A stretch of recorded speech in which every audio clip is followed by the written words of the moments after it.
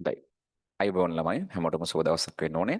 අපි අද 2026 දරුවනේ ගේ සතියේට අදාළව තියෙන ටියුනින් මීටර්ස් පේපර් එක සාකච්ඡා කරන්න තමයි බලාපොරොත්තු වෙන්නේ. ඒතර අපි ළම ගේ සතියේ 2026 බැච් එකට මේ අපි ප්‍රකාශ 50කින් යුක්ත දරුවනේ පළවෙනි ටියුනින් මීටර්ස් එක දුන්නා. අපි ඔච්චර කාලයක් දිගටම කරේ පේපර්ස් 15ක් වගේම දරුවනේ කර ටියුනින් මීටර්ස් ප්‍රකාශ 40ක් එක්කනේ. ඒතර ගිය සතියේ අපි ප්‍රකාශ 50කට ගියා.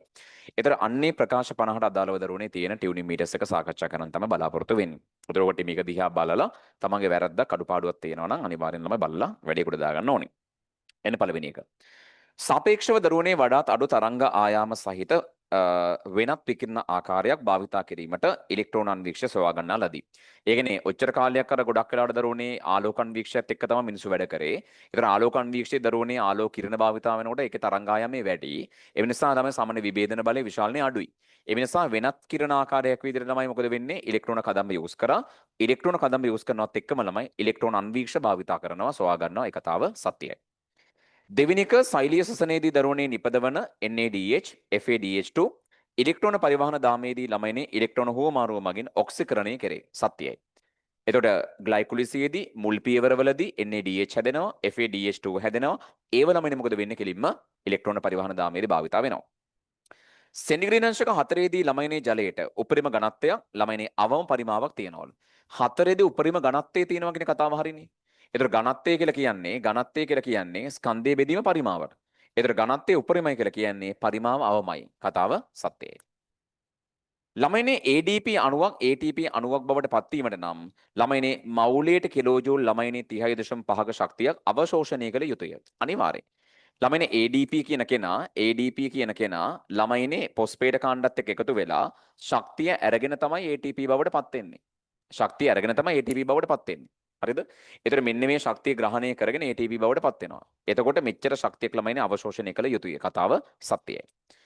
පේශී පටකයේ දරුවනේ පවතින සංදි වර්ගයේදී මොනවද පේශී පටකයේ තියෙන සංදි? ඩෙස්මොසෝම. ළමයිනේ සංදි වලදී අන්තර්සෛලීය අවකාශ වලින් බහිස්සෛලීය තරලයේ කාන්දු වීම වළක්වයි. ළමයිනේ අන්තර්සෛලීය අවකාශ වලින් බහිස්සෛලීය තරලයේ කාන්දු වීම වළක්වන්නේ මොන සංදිවලදීද? තද සංදිවලදී. හැබැයි පේශී පටකේ තියෙන මොන සංදිද? ඩෙස්මොසෝම. ඒතර පේශී පටකේ ඩෙස්මොසෝම තියෙනවා. ඒතර ඒකයි ළමයිනේ අන්තර්සෛලීය තරලයේ කාන්දු වීම වළක්වන්නේ. කවුද? ළමයිනේ තද සංදි සම්බන්ධයක් නැහැ. කතාව අසත්‍යයි. ඩෙස්මොසෝම වලදී ළමයිනේ යාබද සෛලවල තියෙන සෛල සැකිලි ඇක්ටින් සූත්‍රිකා මගින් සම්බන්ධ කරයි. ඩෙස්මොසෝම වලදී ළමයිනේ සෛල සැකිලි සම්බන්ධ කරන කතාව ඇත්ත. හැබැයි සෛල සැකිලි වල තියෙන ඇක්ටින් සූත්‍රිකා වලින් නෙවෙයි සම්බන්ධ වෙන්නේ. මොනවා වලින්ද? අතරමැදි සූත්‍රිකා වලින් තමයි සම්බන්ධ වෙන්නේ. ඒතර මේකේ වැරද්ද ළමයිනේ ඇක්ටින් සූත්‍රිකා නෙවෙයි අතරමැදි සූත්‍රිකා වලින් තමයි සම්බන්ධ වෙන්නේ. ග්ලයිකොලිසියේදී දරුවනේ ග්ලූකෝස් පයිරුවේට් බවට අසම්පූර්ණව ඔක්සිකරණය වෙනවලු. ඇත්තද? සත්‍යයි. මොකද ග්ලූකෝස් කියන එක නා සම්පූර්ණයෙන් කැඩෙනවා නම් CO2 ජලය බවට පත් වෙන්න එපා. ග්ලූකෝස් කැඩෙන්නේ පයිරුවික් අම්ලය බවට. ඒක අසම්පූර්ණ ඔක්සිකරණයක්. සත්‍යයි. සෛල සැකිල්ල දරුවනේ සයිටෝසොලේ තියෙන එන්සයිම නියමිත ස්ථානවල තබා ගැනීමට වැදගත් වෙනවලු. ඔව් ඒක සෛල සැකිල්ල කාර්යය. කෙලින්ම එන්සයිම නියමිත ස්ථානවල රඳවා ගන්නවා. අවතරණයේ ළමයිනේ සිදුවීමෙන් පසුව සමජාත වර්ණ දෙක ළමයිනේ සුළු වශයෙන් එකිනෙකට ඈත් වෙනවලු. ඔව්. අවතරණය වුණාට පස්සේ ළමයිනේ මේ වර්ණ දෙක එකිනෙකට ඈත් වෙනවා. අපි කියන උපාගම පට සංකීර්ණ දරුවනේ සුළු වශයෙන් එකිනෙකින් වෙන්වීම සිද්ධ වෙනවා. ළමයිනේ ප්ලාස්මා පටලයේ දෙපස ක්‍රියාකාරීත්වය වෙනස් වේ. ඔව් ප්ලාස්මා පටලයේ ළමයි දෙපැත්තේ ව්‍යුහයත් වෙනස්. ප්ලාස්මා පටලයේ දෙපැත්තේ සම්නුතියත් වෙනස්. ප්ලාස්මා පටලයේ දෙපැත්තේ ක්‍රියාකාරීත්වයත් වෙනස්. පෙප්සින් දරුවනේ එන්සයිමය pH 8 දී ක්‍රියාකාරී වේ නෑ. පෙප්සින් ක්‍රියාකාරී වෙන්නේ pH 2 දී. ළම ට්‍රිප්සින් තමයි pH 8 දී ක්‍රියාකාරී වෙන්නේ. දෙබෙදුන් සුචි සඳහා ළමයිනේ සතුන්ගේ චර්යාත්මක ව්‍යුහාත්මක ලක්ෂණ යොදාගනි නෑ. දෙබෙදුන් සුචි වලට යොදාගන්නේ ජීවීන්ගේ පහසුවෙන් හඳුනා ගන්න පුළුවන් ළමයි මොනවද? අපි කියන මතු පිටින් පේන ලක්ෂණ. චර්යාත්මක ලක්ෂණ නෙවෙයි. ඇත්තටම ව්‍යුහාත්මක ලක්ෂණ තමයි යොදාගන්නේ. එකිනෙක දරුවනේ සමීප බන්ධුතාවය දක්වන ජීවින්ට එකම ගණනාමය සහ වෙනස් වෙච්ච සුළු නාම තියෙනවලු. ඔව් ඔව්. එකම ගණනාමෙත් එක්ක වෙනස් වෙච්ච සුළු නාම තියෙනවා. හරි. ඩිප්ටරෝකාපස් සෙලනිකස් කියලා කියනවා. ඩිප්ටරෝකාපස් ග්ලැන්ඩිෆ්ලෝරස් කියලා කියනවා. සුළු නාමයේ වෙනස්. හැබැයි ගණනාමය එකමයි. ළමයිනේ රෙප්ටීලියා උරගයෝ සතුන්ට මොකද වෙලා තියෙන පමණක් දේහාවරණයේ ශල්ක තියෙනවලු. ළමයි දේහාවරණයේ ශල්ක කෙරටිනීමේ ශල්ක තියෙන්නේ. ඒව ළමයි ප්‍රධාන වශයෙන් තියෙන උරගයන්ට. හැබැයි ළමයිනේ පක්ෂින් ගත්තට පස්සේ එයාලගේ දරුණි ගාත්‍රාවලත් කෙරටිනීමේ ශල්ක තියෙන්න පුළුවන්. ළමයිනේ ඇම්ෆිබියා වර්ගයේ සතුන්. ඒ කියන්නේ උභයජීවියෝ ළමයිනේ මිරිදිය ගොඩබිම කරදියේ ජීවත් වෙනවලු. තරයේ මතක තියාගන්න. කිසිදු උභය ජීවියෙක් ළම කරදියේ මුහුදේ නැහැ. ඉන්නේ ගොඩබිමයි මිරිදියයි විතරයි. ළමයිනේ නෙමටෝඩාවන් ලිංගික ප්‍රජනනය කරනකොට බාහිර සංසේචනය සිදු කරයි. නෑ නෑ නෑ. මම නෙමටෝඩාවන් උගන්වනකොට කියනවා නෙමටෝඩාව කියන්නේ ප්‍රජනනය සම්බන්ධව පට්ට ජෙනවින් සෙට් එකක්. ඒ කියන්නේ ප්‍රජනනය සම්බන්ධව හොඳම ලක්ෂණ තියෙන්නේ. ඒ කියන්නේ ලිංගික ප්‍රජනනය විතරයි, අභ්‍යන්තර සංසේචනය විතරයි. හරි අභ්‍යන්තර සංසේචනයක් තියෙන්නේ. බහිෂ්ඨාවය සඳහා ළමයිනේ විශේෂිත අවයව මොනවද? අපි කියන්නේ ප්‍රාග්බෘක්කික, සිලු බල්බ මුලින්ම තියෙන කාගේද? ප්ලැටිහෙල්මින්තස් වල නෙමටෝඩාවල නෙවෙයි අසත්‍යයි. සියලුම ළමයිනේ සනාල ශාකවල පූටිකා ලෙස හඳුන්වන සිදුරු විශේෂයක් තියෙනවලු. ඇත්තද? ඔව්. සනාල ශාකවල තියෙන සිදුරු විශේෂයක්. ඒක ඇත්ත. ළමයිනේ සියලු සනාල ශාකවල පූටිකා ලෙස හඳුන්වන සිදුරු විශේෂයක් ඇත. ඔව් ඒක අවුලක් නෑ. හැබැයි ඒක ළම පොඩි කේස් එකක් තියෙනවා. සාමාන්‍යයෙන් අපි ගත්තොත් එහෙම ජලජ පැලැන්ට තියෙනවා. නිමග්න ජල ශාක තියෙන්න පුළුවන්. ඒ කියන්නේ සම්පූර්ණයෙන්ම ජලෙන් යට වෙලා තියෙන දරුවනේ සනාල ශාක තියෙන්න පුළුවන්. ඒතර ඒ කට්ටියගේ දරුවනේ මොකද වෙන්නේ මේ පූටිකා නැති වෙන්න පුළුවන්.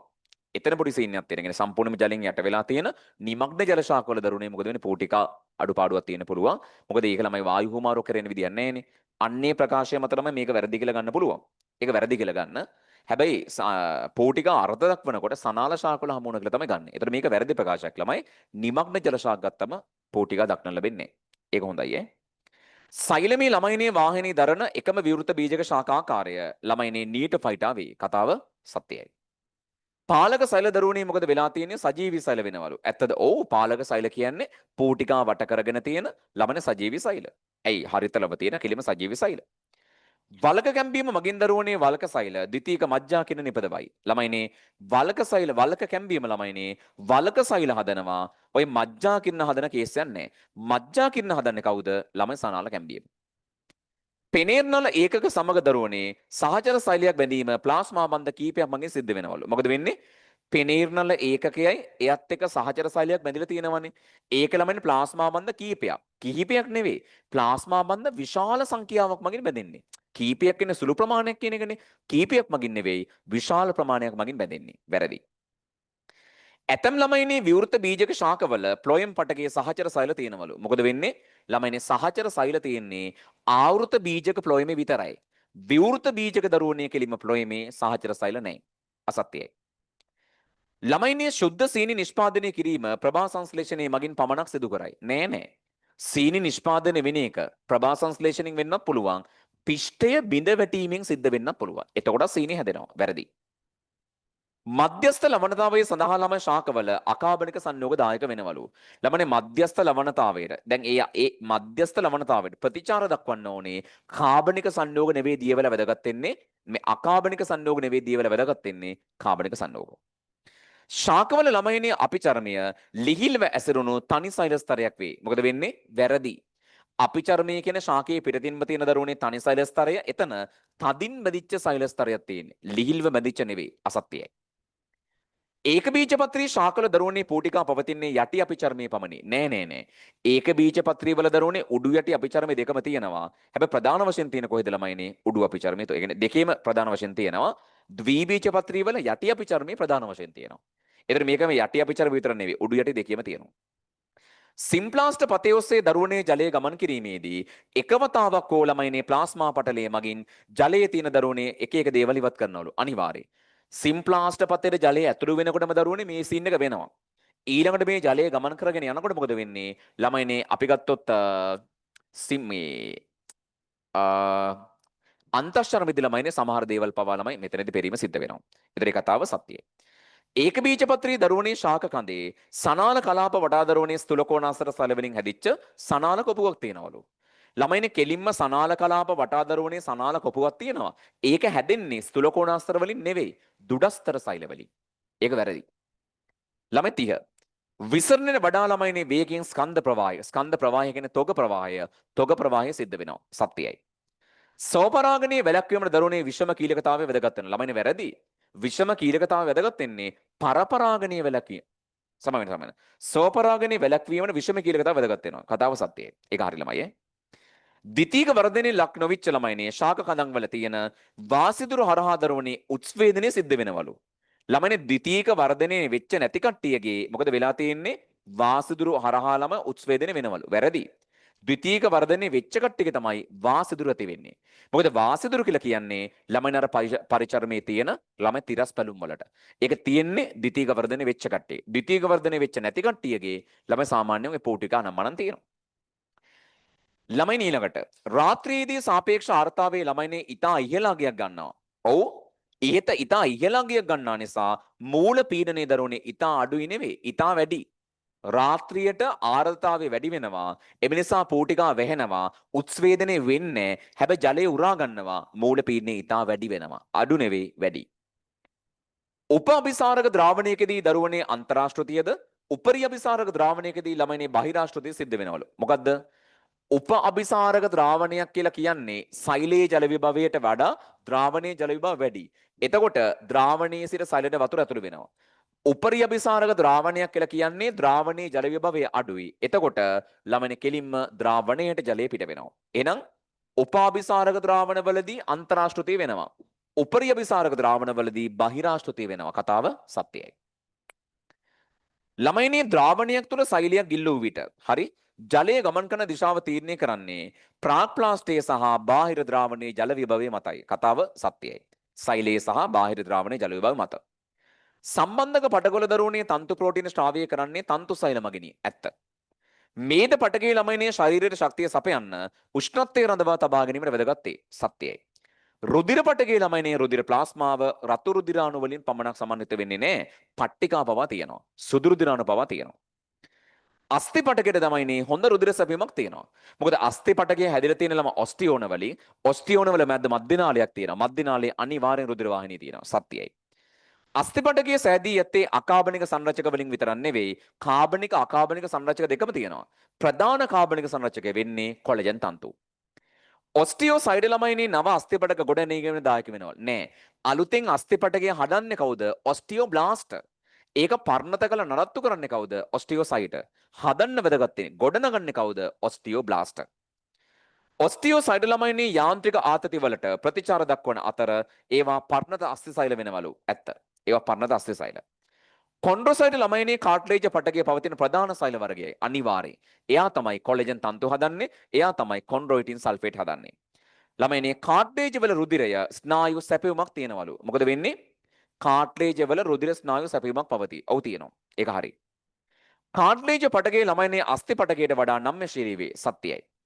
අන්තරස්ථාපිත මඩල ළමයිනේ හෘදයේ තියෙන සමකාලීනීකృత සංකෝචනයට පමණක් දායක වේ. නෑ. සෛලෙන් සෛලට සංඥා අරන් යන්න සමකාලීනීකృత සංකෝචනයට දෙකටම දායක වෙනවා. කාට්ලේජ් පටකයේ ළමයිනේ ඛනිජ භවණේ වී ඇත. නෑ. ඛනිජ භවණේ වෙලා තියෙන්නේ අස්ථි.